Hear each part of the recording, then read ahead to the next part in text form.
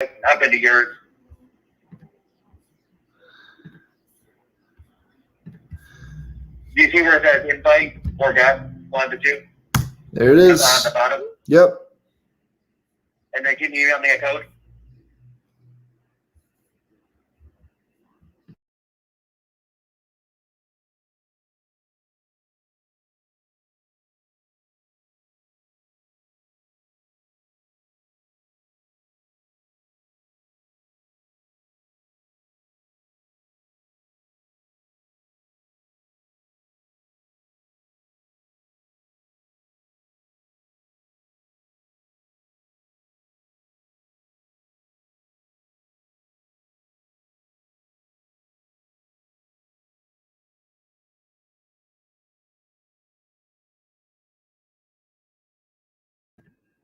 All right, there I am. Good morning, good morning, good morning. Hey, everybody. By the way, welcome to the real estate Q&A. I'm Austin Pothast. I'm the director of sales on the Perna team, and it's funny. You had me on mute, or I was on mute here, and I was sitting there talking to Mike, and Mike's actually in Abu Dhabi. So his sister just had a baby, and they live out in Dubai, and so like. Abu Dhabi is like north, but it's in a different city state, and then Dubai is south, and so he had to fly into Abu Dhabi. The sister came up and met with them, and then what ended up happening is he just had to cross the border this morning. So we're chaotically getting the whole thing going. So anyway, and there's Mike. I just told the story about how you just crossed the border and the whole thing, man. Oh my gosh, I gotta tell you that was a heck of a thing. But I've got this nifty, there it is, tracker watch. Oh, what? So they track you? Yeah. So once I get to my sister's house, I activate it, and then they literally track you for and you can't leave for X amount of days. How many days? For me, 1 day. Wow. Because I was already in Dubai. And so there's no that's like rolling doubles 3 times in a row. You leave the house, you go straight to jail. Pretty much. And it's if I don't go and get one of these things, it would have been a 50,000 dirham fine, which is like $13,000. Whoa. It's craziness. It's craziness. They're protecting you, so that's good. Yeah, they're making it happen. It's interesting. Anything prophetic? By the way, good morning, everybody. If you're just jumping on, welcome. And so I'm Austin Pothast. I'm the director of sales. I'm the director of sales on the team. Mike Perna is our CEO. He's traveling from Abu Dhabi to Dubai, but you crossed over, right? You crossed over. It's a different city state. Oh, it's Dubai and Abu Dhabi. Yeah. How many times am I going to get this wrong? By the way, just keep saying Abu Dhabi. Eventually, it'll be right. It'll be so good. Unbelievable. Yeah. But anyway, and so this is our real estate Q&A. We do this every single week at 10 a.m. And so, by the way, throw your questions real estate related in the chat, and we'll make sure that we get to those. Anything that's on your mind real estate related, we will get to. And so throw those in the chat, throw those on Facebook, whatever it is, and we'll make sure that we get to that. But okay, so anything that you've learned, because you've been over there for how long now? It's like a week, right? Yeah, but it's 1 week, actually. Exactly a week. Exactly a week. What's your takeaway? It's really hot here. Yeah. It's really hot. Actually, my second day, there was a takeaway, right? So I wanted to go get an 8-mile run in, and I got to mile 4, and I'm dying. I feel like I'm having a heart attack. Like my heart, it's bad. It's really bad. I'm looking, I'm like, I'm not even running that fast. I'm going a 10-30 mile, which for me is pretty slow. Yeah. But I had to stop. There was no possibility. And then one day I walked back to the hotel, and I got there and I pulled up the temperature, and it was 103 degrees and muggy. And then 2 hours later the sun went down, and there's all the runners. The temperature just dropped 20 degrees, and all the runners came out.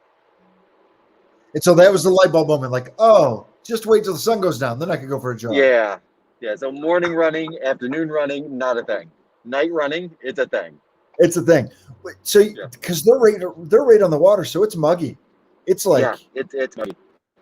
Yeah. It's like being down south in the summer. It's like carve it with a knife, New Orleans summer heat. Yeah. Yeah. And then I thought it was really cool, like just as a side note, they what was it, 1998 to 2002 or 3, they had built out this entire island. It's a man-made island called the Palm, and it actually looks like a palm tree. You can see it from space, but if you Google it, it's a real thing, and it's just amazing. Just amazing experience to be there. Yeah. Yeah. So how big Definitely is it? worth going. Can you walk it, or do they just like drive you around on a boat, or what do you do? No, you got to drive around. I mean, there's a highway that goes right into it, like over a bridge, but it is way too big to walk. It's big. Got it. It's big. It's real big. Interesting. Oh, Austin's yelling at somebody. Yeah. Now we got the sprinklers getting started up. Nice. Been a busy, right? few days. We got the boat in the water, Mike. We got got sprinklers getting started up. It's been rainy and crazy. It hailed yesterday. It like seriously? Like hailed. Yeah. It's like a whole thing. So it's been an interesting weather week. So you've been enjoying better weather than us. I can assure you of that. Yeah. So I'm not missing much. I'm not missing much at all. No, that's okay. No. I'm good with it. Not at all. All right, but it'll be good. It'll be good. Good. I'm on the way to see my parents, on the way to see my sister and my niece, and hopefully there's some sort of a food there because I'm starving. That's all I got. Well, Mike, I've met your family a few times, and you guys are an Italian family. I imagine there's going to be some food served, yeah? Yeah, and James is English, which is not a bad thing, not a negative. Yeah. But English food is kind of iffy. It's kind of iffy. I mean, I'm thinking like crackers or something. I don't know. You excited about your crackers and boiled liver? I know, that's about all I'm getting. I'm getting that or a boiled egg or something with no salt. Yeah. Oh, it's awesome. So good. Yeah. So good. It's so good. Well, cool. So we should talk some real estate, right? We should talk some real estate. Yeah. We should talk some real estate. Yeah. So what's crazy things going on in the market. Really well, a couple of things. First one, I was hoping, and I got to be honest, I was really hoping to hit 15,000 homes that came to market in April. And we were really tracking for that in those first 2 weeks. In the first 2 weeks of April, we just took off like a rocket with new home listings, which is awesome. For context, in March, we saw about 12,400 homes come to market total. Yeah. In April, in the second half of the month, we started slowing up a little bit. We ended up still 1,000 higher at 13,500. So there's still more homes coming to market each month as we go, which is a good thing. Yeah. Now, this is something really interesting. The number of new mortgage applications went down over 20% those first 2 weeks in April, and then ticked right back up in the second 2 weeks. And I got to tell you, I believe that's 100% due to the interest rate, where the interest rate at the end of March and early April just ticked up to just a hair above 3%, and then came back down to below 3% in the second half of the month. So I think there's a correlation there. But the end result correlation is there were actually 500 less home sales in Metro Detroit in April than March, which is super interesting to me. It means things are loosening up just a little bit, which is great. I agree. We're starting to see more. We're starting to see more homes hit the market. We're actually seeing. It's actually interesting. One of the things that we've been doing a lot of coaching with our agents, Mike, about how to win offers in competitive situations. Yes. And what's interesting is I think some of this is even kind of scared away potential buyers. Yes. Like, oh, I don't want to get into a bidding war. And I got to tell you, we are seeing although in certain price points and certain things, we're seeing bidding wars. And I'm actually, over the last week, I feel like we're experiencing less bidding wars. And we're experiencing 100%. things are sitting on the market instead of 8 seconds. They're sitting on the market for 8 days. You know what I mean? Like, things are kind of really slowing down. You could feel it. Matter of fact, I have a really well marketed, beautiful listing in Troy, and it's been on the market now. It'll be a week on Saturday, and I've had some interest, but I haven't had an offer. And I don't know that a month ago that would have been the case, right? It's different. It's different. And it's not an indicator of pricing, which is interesting. And to answer Jennifer's question, those listings, that's reflective of the entire market, not just our team. So our listing counts are actually still going up, which is good, because that's the goal, right? Do more business. Yeah. And we are still outpacing the market, which is always an amazing thing, always what we're driving for.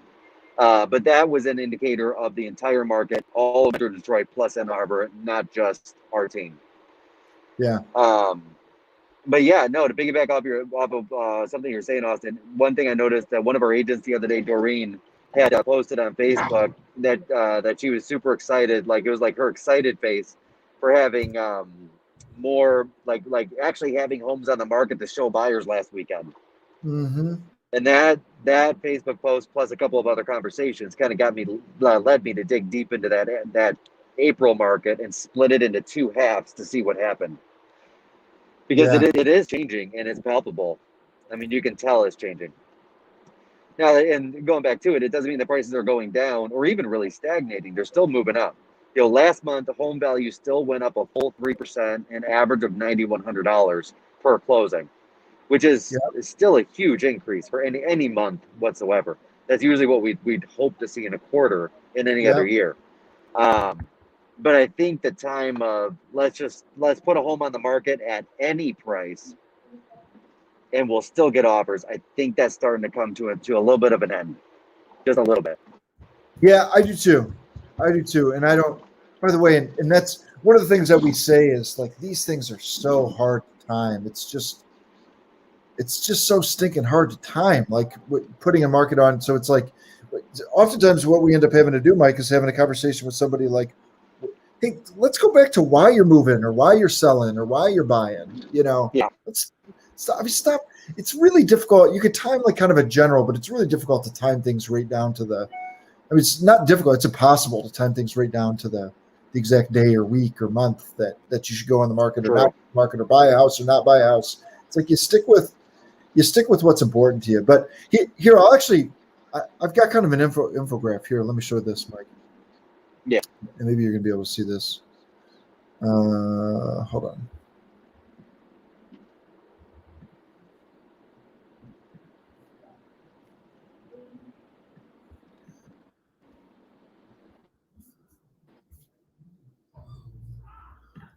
I think this is what I want. All right. Yeah, that's what I want. So here's what I did. And actually, I'm going to even tighten this up. Yeah. I just said it here. So here's what I did. What I did is I pulled new listings that have come to market, and I separated it: Oakland County, Wayne County, Washtenaw, Macomb, which is essentially Metro Detroit, right? I mean, I guess we could dip into Monroe County. I guess we could go out to Lenawee, Livingston, that kind of.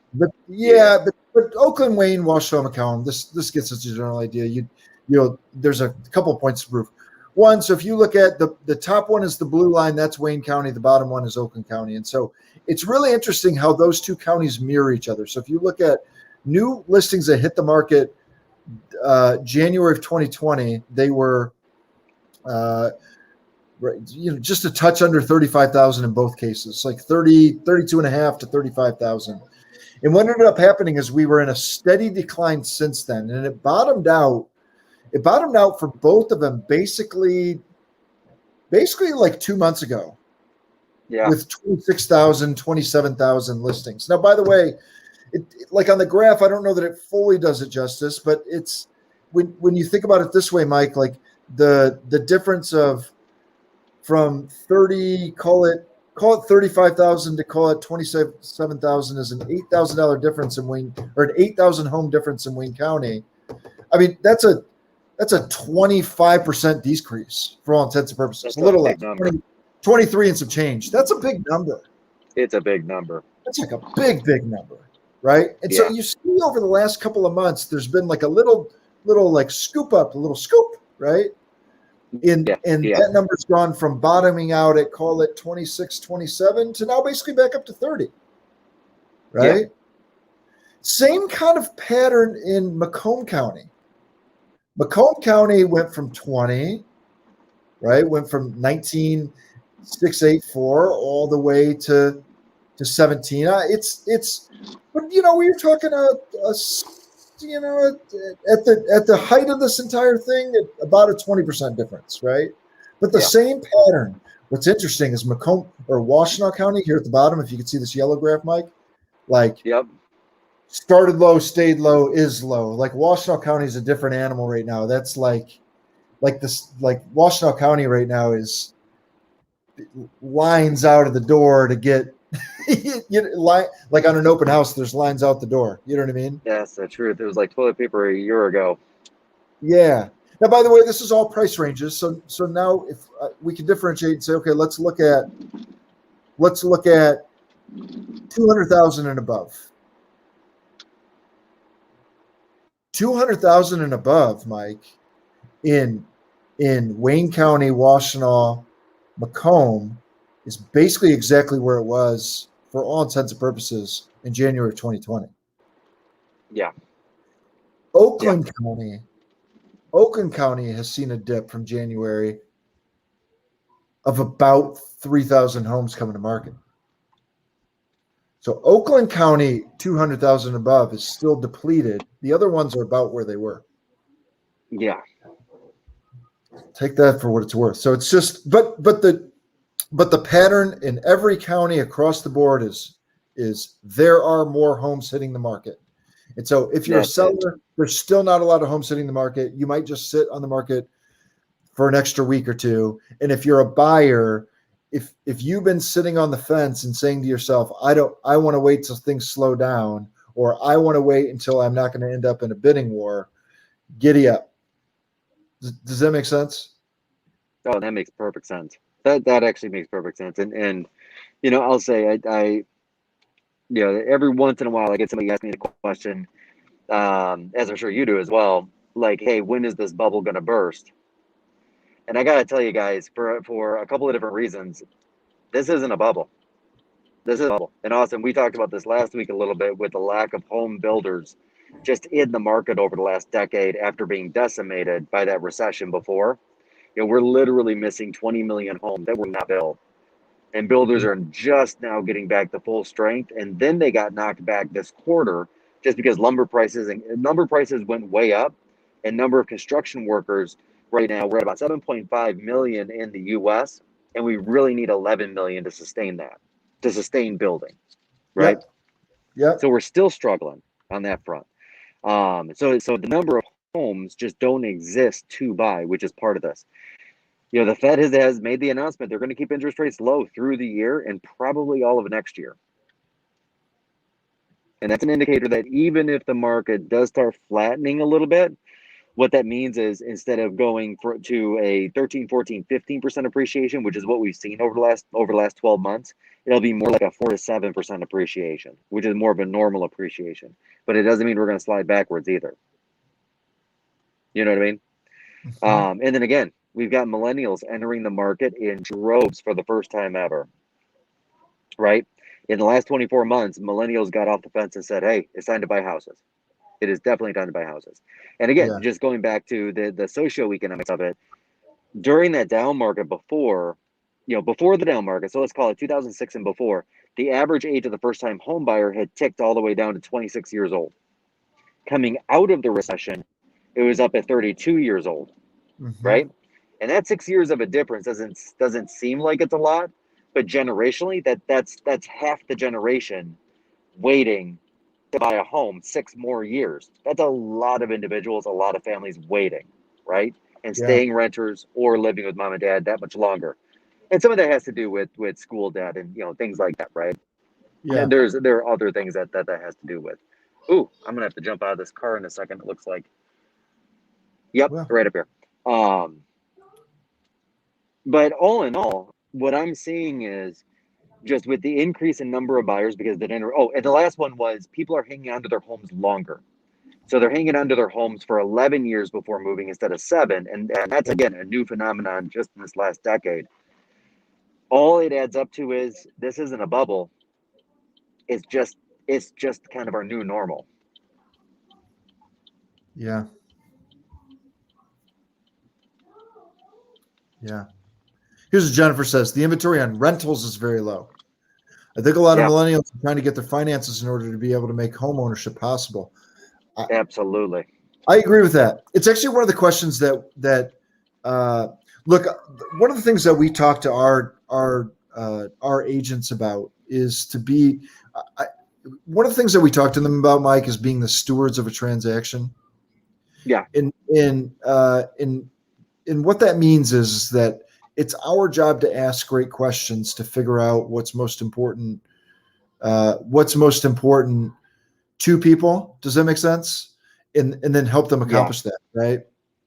Absolutely. And Absolutely. one of the questions I think probably one of the most important questions that we'll ask a renter, because oftentimes people rent because they don't quite have their finances in order. And the question that we typically ask is, well, okay, if we can get you into a home, if we can get you into a home for less per month and about the same amount of money down, would you buy instead of rent? Right. And now that's just cash flow. Like we're not talking about appreciation of a property. We're not talking about you paying down the mortgage. One way or another, whether you rent or buy, you pay a mortgage. If you're renting, you're just paying the other guy's mortgage, and if you're buying, you're paying your own mortgage. And I think what's interesting is I think there's some financial difficulties, but the truth is that look, unemployment's 6%. Although the job data just came out that they're creating less new jobs than they anticipated by like a third. And right, so the sides of the aisle are arguing two different things, right? Hey, we need to help more people on one side of the aisle, and then the other side of the aisle is saying nobody's incentivized to work because we keep giving free money. But my point is that the economy is still creating jobs, in that the unemployment rate still continues to go down, which means that the economy, believe it or not, continues to get healthier by most discernible metrics, right? And kind of the K-shaped recovery is real, like the kind of the bounce off the bottom and up we go. But anyway, and so a lot of what we've been doing is working with kind of that first time homeowner and having that conversation, like, hey, look, I know this home might be $20,000 more than what you would have paid this time last year, but with interest rates lower than they are, you're still paying less than rent. And most people, when they go to rent, are putting first month payment and a month and a half security deposit anyway. And so that means if your rent's $1,500, you're having to bring $3,000 to $5,000 to the table to get into that rental anyway. And so what we're finding is that we can get people into really great and kind of dubbed traditionally starter homes, but I don't even think that's fair. These are great homes in great neighborhoods. And so, but probably the biggest psychological effect working against that is something I call the HGTV effect. And people go to buy their first home. And by the way, thank you, Jennifer. Speaking as a renter and a millennial here, right?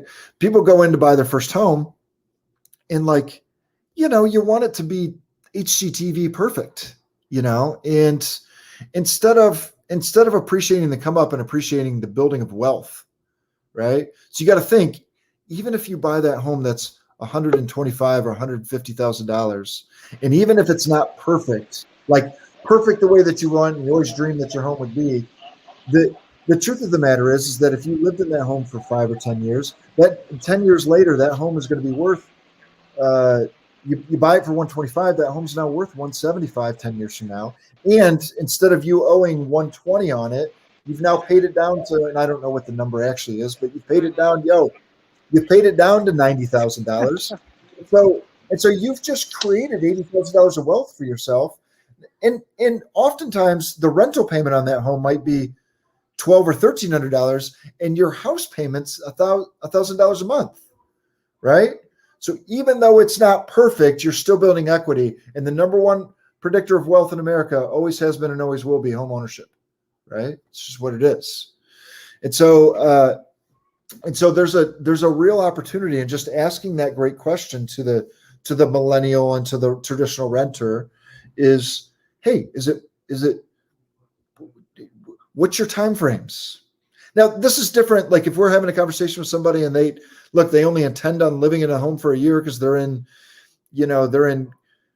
residency and they might move to Minneapolis next year. I mean, we run into those kind of scenarios, but by and large, when people rent or buy, for the most part, they're looking to be in a home for at least 3 to 5 years. And actually we're finding, again, the statistics are that the average homeowner right now is staying in for 11 years. And so it's like, buy something that's good enough. It's not perfect. Build equity, have pride of ownership.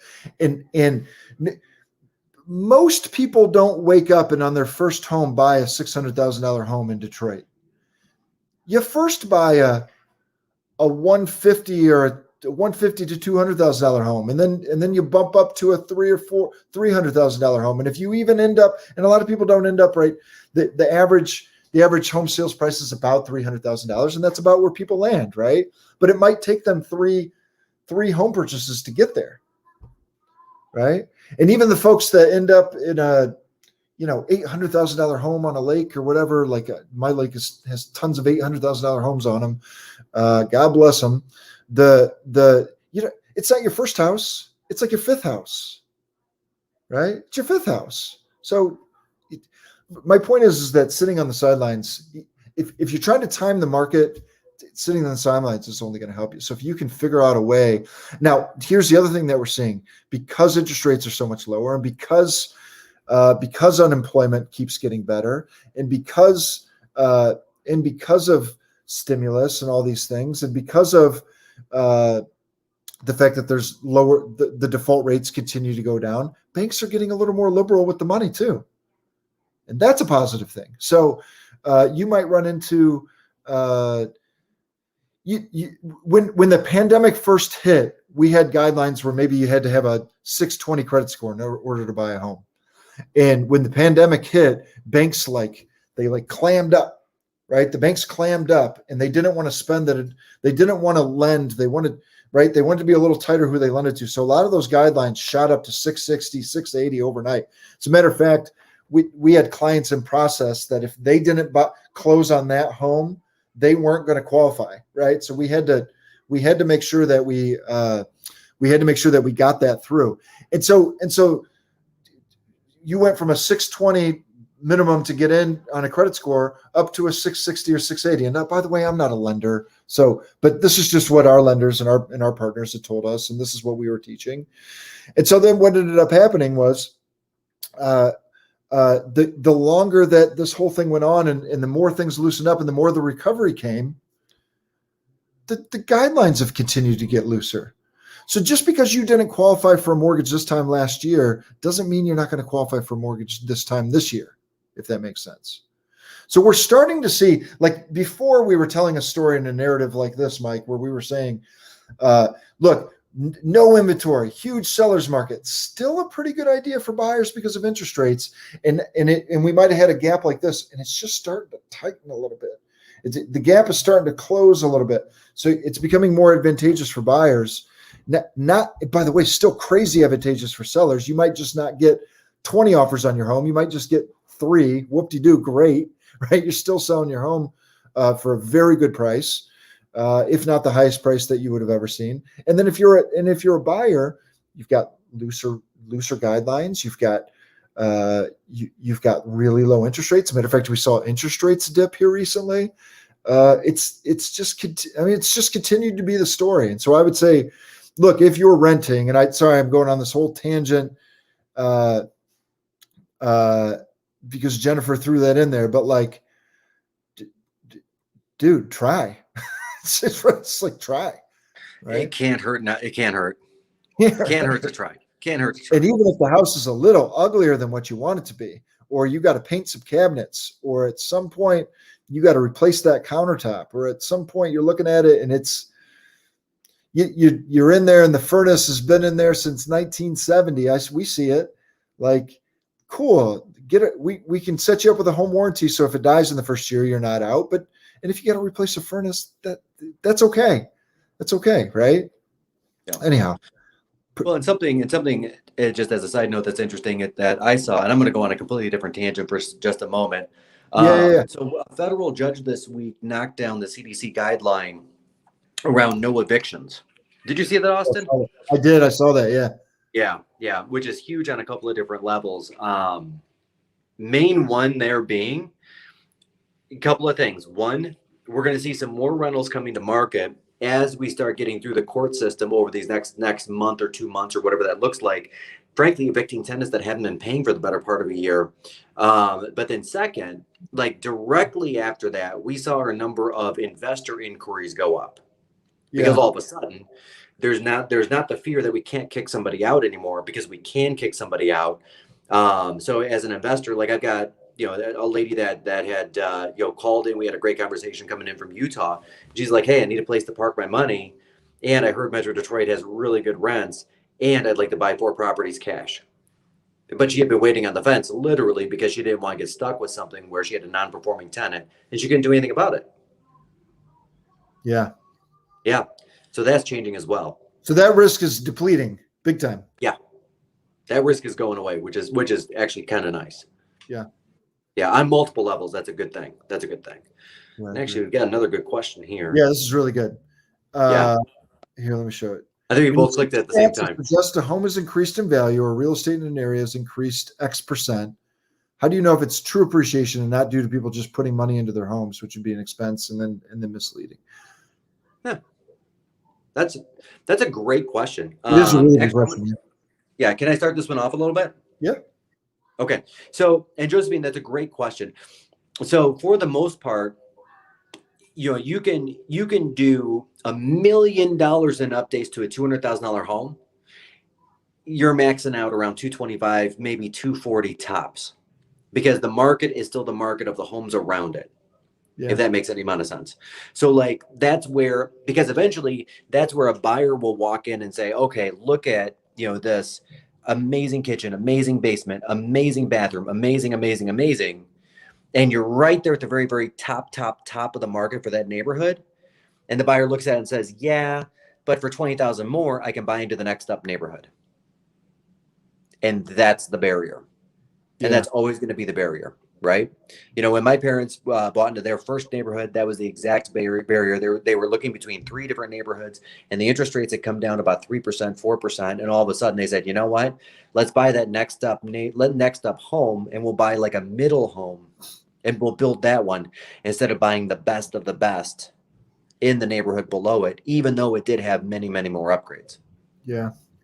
Right. So that's a great question. So the neighborhoods themselves almost act like bumpers in a bowling alley, where you can stretch a value to a point, but that point's a lot tighter than people think that it is. Truly. Yeah. What we talk about all the time is price, condition, location, right? The old adage is always real estate's location, but we actually call it price, condition, location, right? It's so location is the biggest thing, and it's not even close, right? And the condition of the property matters, but it's a Mike, you hit it right on the head, and I don't know what the exact, but it's a 10% swing, 15% swing. And at some point you bump up against a price that the area can't support. And it doesn't matter how much you put into a home. It doesn't matter how much you put into a home. Matter of fact, I helped an investor last summer in one of the western suburbs, the 275 suburbs, your Westland, Livonia, Waynes, those kind of things. And the guy was going through, and he's like, I want to do this and I want to do this. And he was kind of picking my brain. What should I do? Should I do this? And I should do this, and I should do this. And I finally just had to stop, and I said, hey man, by the way, this would all look amazing. And if you were going to live in the home for the next 10 years, I'd say do it, because you got to live in the house, right? So get your house exactly how you want it to be, right? But if you're But if the intent here is to make a profit, now he was an investor that was buying, and then he was putting money into it, and then he was flipping. And if your intention is to buy a profit, I said, look, the neighborhood doesn't support that kind of chandelier, my friend. Like it's in the neighborhood doesn't support this price. So no matter how nice you make this look, this home is never going to sell for more than $275,000. And he was like, really? And I said, yeah, it's just never going to sell for more than 275, no matter how much you put into it. Right. Because the top of the market at that time was like 260 in that neighborhood. So that's what he did. He got it up and the whole thing. And he probably shaved 20,000 off the budget, and he ended up selling it for, I don't know, 270 and some change. And that was that. So that's how I'd answer that, Josephine. Yes, it's got something to do with it, but price, condition, location. An area is only going to support so much of a price. And that's it. Then people get to move into the next neighborhood, the next city, they get to move closer to work in a lot of cases. Actually, going back to just before the down market, and actually during the down market of let's say 07, 010, South Line was just catching fire back in 04, 5, and 6, and then all of a sudden just dead stopped. Yeah. And the reason why it dead stopped, and not to be crass to South Line in any way, but this is just the truth. Yeah. You have a lot of people in that 275 corridor that still work at Ford. They got to travel down to Dearborn. They're working at GM, so they're going to the Rensen. They're going to, a couple of other places like that. And all of a sudden, when prices went down 20, 25%, Novi became affordable again.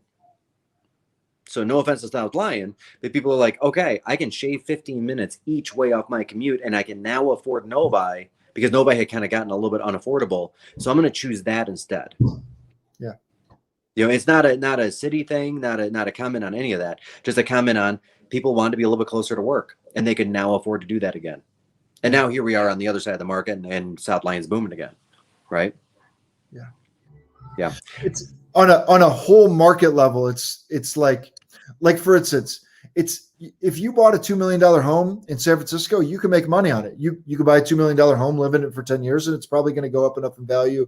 You put your renovations into it, you probably can make money. You buy a $2 million home in Metro Detroit, in my opinion, it's a lifestyle play, and you're almost always going to lose money, right? Because you buy a $2 million home, and 10 years later, that house is worth 2.2 maybe, but or 2.3 or whatever it is, but you put 300 grand into it.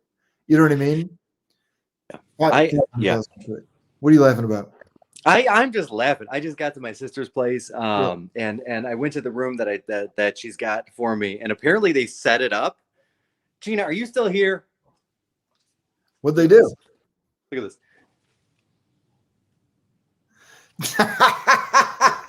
They put a bunch of funny pictures of you.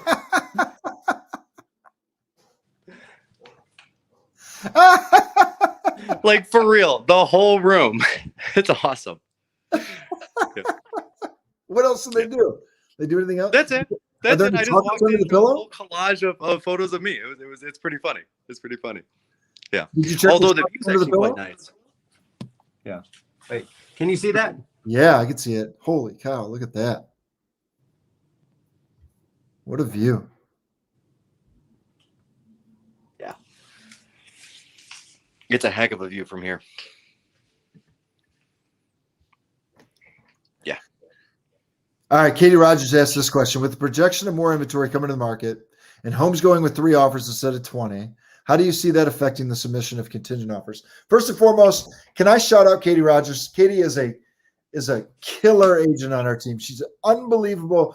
The thing I love about Katie is cares about our clients and cares about her clients in a way that I just don't. Like big old teddy bear heart, cares what happens to the people that she works with. And it shows, and you can't hide it, and you can't manufacture it. And she's an incredible negotiator and incredibly talented and incredibly hardworking. And she works with us on the team. And anyway, matter of fact, Mike, she submitted 4 offers for her clients yesterday. Like hardworking, very talented agent. So anyway, proud of you, Katie. And it's been fun to be along with your journey. But anyway, she said, thanks, Austin. I say, you're welcome. But contingent offers. I don't think we're there yet. I don't either. I don't think we're there yet. And and again, So just back it up. doing, Hold on. What's a contingent offer, Mike? it's an offer. I don't know what's going to be an offer. All right, an offer. Let's pretend that you're selling your home, and you want to offer on a home that you're buying. Oftentimes, what you'll do is you'll offer on the home that you're buying, and you'll make that offer contingent on you being able to sell your home. If you, for whatever reason, you weren't able to sell your home, contractually, you could get out of that contract. Now, the people that you're buying the home from hate contingent offers because It might fall through. Because it might Who fall knows? through, right? Or it might jiggle around the closing date on both properties if something goes wrong on the first one a little bit. It's one more variable. It's one more unknown. Yep. Right. So, And especially when, and I'll say this, like, and maybe this is a generation thing, but I will personally always take the non-contingent offer over the contingent offer. Or I will try to lever that non-contingent offer up to where that contingent offer is, just for that reason, just because it's just one more thing. And I think my parents feel the same way. I think the generation between myself and my parents all feel the same way. yeah. Here's what I'll say. Now, a contingent offer isn't all bad. And let me tell you why. It's not. Let me tell you why. Because one of the things that you can do if you're selling your home and you have an offer that's contingent on them selling their home, one of the things that we do to protect our selling clients, our listing clients, is that we have them sign a 72-hour agreement. And what that means is that if we get an offer that lifts contingency, that does not include a contingency, that the people that we're under contract with, that we do have the contingency with, have 72 hours to lift that contingency, or we can break that contract and move on with the other contract. And so what we'll do is we'll mark a property contingent, continue to show, CCS. So it's actually not bad. Sometimes it's better to have that bird in the hand than two in the bush. If you only have one offer on the home and it's a contingent offer, or if you got two offers and they're both contingent, you could take one and we would still continue to market the home and use that as leverage for both sides. Now, here's the one way you lose. Let's pretend that we're contingent, continue to show, and they signed a 72-hour contract, 72-hour agreement, and you were under contract for $250, and that other offer comes in for $275.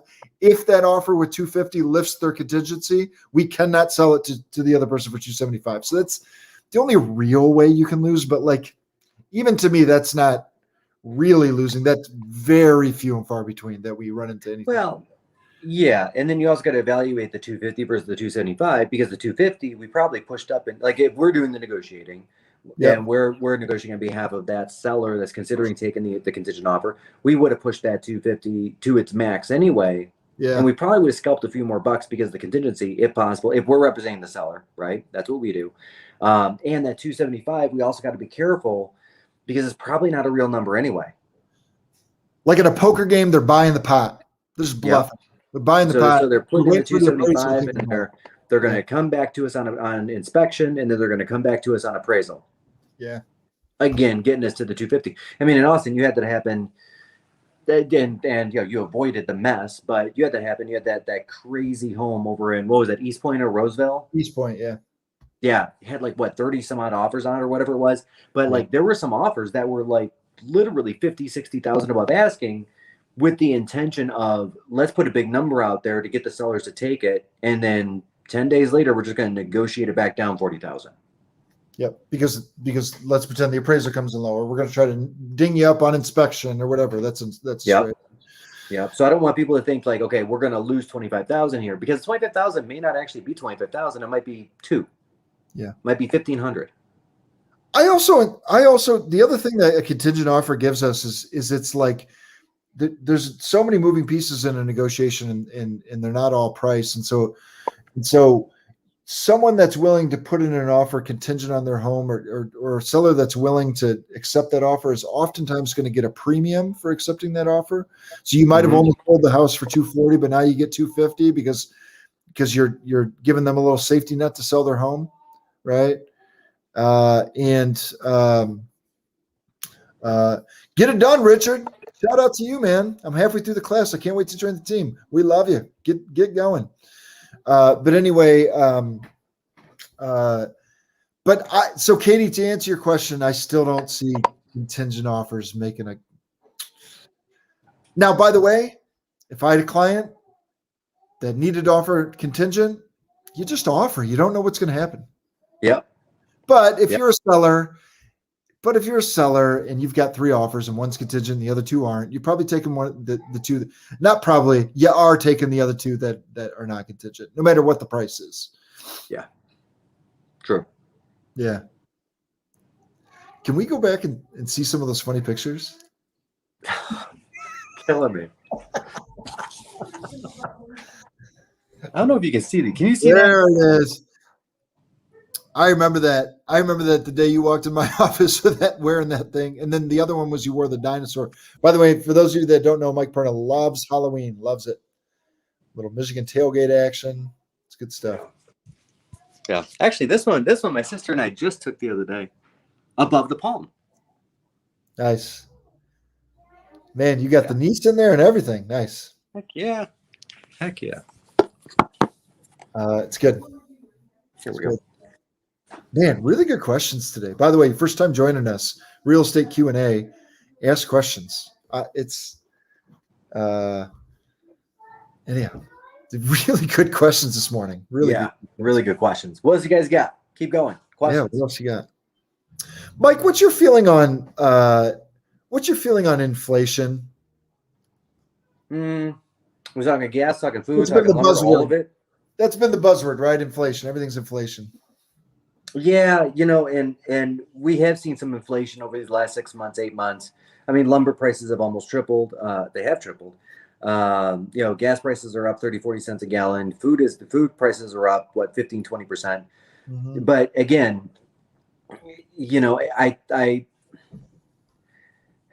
I believe it's almost a catch up from the lack of inflation over the last 7 or 8 years. Everything just kind of hit at once. Does that make sense? Sort of. Uh-huh. It became a perfect storm. And here's what I mean by that. We have had amazingly low inflation for the last 8-10 years, right? From basically the down market up to now, our inflation rate has been almost half of normal. So there's a little bit of catch up that had to happen there, right? Our wages were going up, which is good. Now, with lumber, and I'll speak to lumber more specifically, and this happened with a lot of foodstuffs and a lot of other things, which is causing momentary inflation. Lumber mills and the 4 big producers of lumber honestly thought middle of last year that new construction and real estate and just the call for lumber would be halved or even 60% lower than normal. So they literally just stopped producing it in quarters 3 and quarters 4. Literally, like the lumber mills went almost silent. They went down to a 25%. And here we are in January, and now all of a sudden, here comes new construction, and new construction starts going, right? And the builders are saying, okay, frost laws are coming up in the north, in the south, we're still building. We're able to start breaking ground probably late February, early March. And all of a sudden we started doing that, and all the lumber prices just jumped. And that's no different than anything else, right? Because companies themselves are always trying to figure out how to best go up and down with their production lines, because the more extra stuff you hold, especially that spoils, the worse it is and the lower the profits. So basically a lot of our inflation right now is just a misjudgment of how much to produce in quarters 3 and quarters 4 of last year. But yes, there's been a real inflation issue here in these last 90 days. And that's not any one thing, that's like everything. So you think it's a short-term blip? I think it's a short-term blip. Lumber prices are going to come back down. Gas prices are going to come back down. Food prices are going to come back down.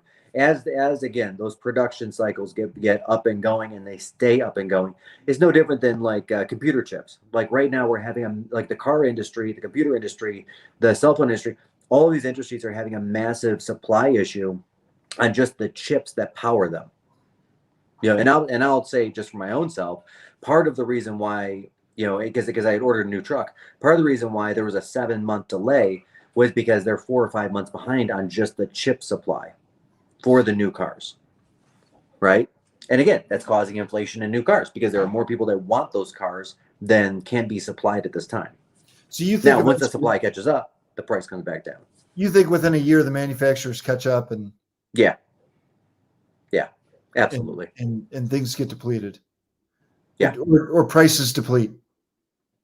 And that's it. And then we find our natural number again. Or are the car companies going to use it as an anchor to like, right, that car that was 25,000, now they just bumped it to 30 and now they're never giving it back. I think in that case they might. But like actually as an example, I was talking with Ken Posick in Florida because I was really curious about his experience. He's thinking about buying a new truck, and he's going for a luxury truck, and they're literally marking them up at the dealer 50 to 70,000. And the truck that he's driving that's now 3 years old, they're willing to pay him 10,000 more than he paid for it. But again, we're talking about a momentary issue. Golly, that's extreme. Okay. That it is so extreme, and it's extreme all the way down the path. I think for the most part, it will trickle back down. Yeah, sure. I mean, if you've got a car that's 25,000 and you're moving it up to 30 and you're still getting people paying for it, as long as the competitors don't move down, then that person won't move down either, right? If General Motors doesn't move down, then Toyota won't move down, right? But at some point in time, and this is just true of anything, right? You price something too high and too few people buy it, and then the profit goes away. You price something too low and you're too close to the bone. You have a bunch of people buy it, but you're not actually making any profit either, right? There's a middle ground when you're producing something where you have enough people buying it, but you also have enough people saying no and saying, you know what, I'm not going to buy it. But you're still maximizing that profit. And that's where I think once the supply goes back up, we're going to see those prices naturally come down across the board. This is a great comment. Good. Inflation is temporary. Yeah. Yeah. Do we think the market will be hot in the winter as it's been the last few months? Magic 8 Ball. Hold on. Does Susie like me? It is decidedly not so. Magic 8 Ball. Let's put on our what's the Zoltar? The Sorting Hat in Harry Potter? No. From Big. What's the Zoltan? Is that Zoltan? what it is? Yeah. Oh my God. That's such a great movie. That's such a good movie. Remember, Tom Hanks was so young. Dude, young. Gosh, he's so young. Like when they busted out that giant keyboard and they're doing chopsticks, I was like, this is every kid in the country one of those things. And as a matter of fact, I remember being in F.A. Schwartz in New York as an adult and going, I gotta buy this stupid keyboard. I don't even know how to play piano, but I got to teach myself how to do chopsticks like Tom Hanks and Big. Anyway, just in case you wanted to feel old or young today. Anyway, do we think the market will be as hot in the winter as the last few months? Magic 8 Ball, Mike. I think it'll be pretty hot, but I don't think it's gonna be as hot as it is at this exact moment. So one trend I've been looking at, I've been tracking like number of offers per property, and we've slowly been moving down from 6 offers per property, or I'll say it's a different way. A buyer will need to make 6 offers to get a home. And then it was 4 offers. And now it's a little bit above 3. Yeah. Right. So your average buyer is making 3 offers to get a home. So the number is trending back towards a 2. But I don't know that's going to go much past 2, which means it's still going to be a hot market.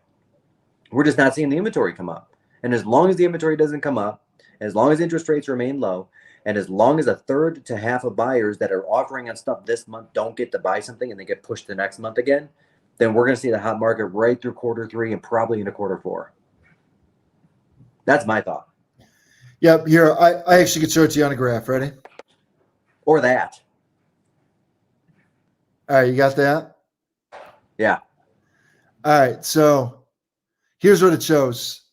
Again, same thing. It's if I look at 224,000 and up, I just did it here. I'll do basically anything 120 and up in our MLS. The amount of showings that home got in order to go pending, it's creeping up. Yeah. By the way, that's 2 things, right? That's homes might be sitting an extra couple of days, and this also can demonstrate the amount of people out looking at homes. Yeah. Right. So there's kind of 2 things on here. Showings per listing is another great stat. I think this probably is, probably has much to do with the amount of buyers that are in the market, Mike. But Agreed. And things might be sitting an extra couple days than what they were. But I just think, yeah, I agree with you. Now here's the good news. And look, we live in Michigan. The market. One of the things I tell the team all the time, Mike, is the fourth quarter is pro time. We call it pro time, right? Like Richard, Super Bowls are won and lost in the fourth quarter, right? It doesn't like it matters what you do in the first three quarters, but the fourth quarters were championships are won and lost, and that's because a lot of people kind of take their foot off the gas in the fourth quarter, and instead of continuing to work with clients. And the truth of the matter is that in every month in Michigan, people buy or sell homes. Just the type of clients that buy and sell homes in the fourth and first quarter are different in Michigan than what they are in the second and third quarter. And it's because you're seeing more job relocations and school district moves and different things like that, but the business still exists. Yeah. But no, I don't think it's going to be as hot. But I also think if you ask me, is the market going to be as hot this time next year as what it is right now? I'd probably say it's probably not going to be as hot, but we don't know that. Right? Am I talking out of my ass, or do you kind of agree with that? No, I agree with that. And frankly, I hope that it does cool just a little more, like another 20, 30%. Because again, it for some people, it's just tough out there. Getting good people are struggling to get into homes in some cases. Yeah. Sellers included, they're turning into buyers. And fortunately, we've never had a family go homeless where we've sold their home and then they couldn't find the next one to move into, which is so good. Yeah. Which is again a testament to just the agents and the training and anything the hoops they're willing to go through to get our clients offers accepted. But it's a struggle. It's still a struggle out there. Yeah. And it can be deflating for some people when they've made 2, 3, 4 offers and they still don't have a home yet. Yeah. Yep, I agree. Yeah. Man, so much content today. Great job. Great job. A lot. 8 hours away. So your mom's We there. got 3 minutes left. What else we got, guys? What else we got? Do we want to say hi to your mother? What do we want to do? Oh, she said she has no makeup on. Lori. She's way over there in the other part of the apartment. She's as beautiful with no makeup as she is with makeup. Why would that happen? I agree. Yeah. I'm clearly in the cat part of the house. Oh. They stuck you in the cat room? Yeah, they stuck me in the cat room. Again. Oh, hi, cat. yeah. There we go. More lights. That's better. You see, what a gorgeous view. Isn't that a gorgeous view, though? Seriously. Yeah, it's good. That's unbelievable. Oh, and it gets super, super fun at night. Like when the buildings are lit up and everything else. It's so nice. Yeah, cool. It's pretty amazing here. I got to tell you. Good. Yeah. I like it. All right, what else you got, man? That's all I got. Okay. Well, listen, a very happy Mother's Day to your mother and your sister. Your sister's first Mother's Day. That's really special.